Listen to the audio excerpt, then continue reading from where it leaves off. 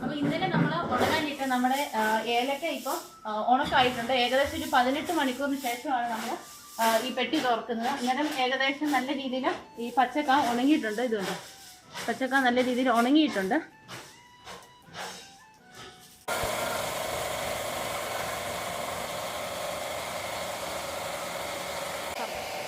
ഇനി നമ്മൾ ഈ ഉണങ്ങിയ കായ ഇതിൻ്റെ പൂവൊക്കെ കളഞ്ഞ് നമ്മൾ തേച്ച് എടുക്കണം. നമ്മൾ ഈ തേപ്പ് മെഷീൻ ഉപയോഗിച്ചാണ് കേട്ടോ നമ്മുടെ ഏലക്ക ക്ലീൻ ചെയ്തെടുക്കുന്നത്. അതിനുവേണ്ടി നമ്മൾ ഉണങ്ങിയെടുത്ത ഏലക്ക ഈ മെഷീനിലേക്ക് ഇട്ട് കൊടുക്കുന്നു. ഇത് പ്രോസസ്സ് ചെയ്ത് വന്നു കഴിയുമ്പോഴത്തേന് ഇതിൻ്റെ പൊടി പുറത്തേക്ക് പോകുന്നു. അതുപോലെ തന്നെ നല്ല ക്ലീനായിട്ട് ഏലക്ക നമുക്ക് കൈ കിട്ടുന്നു.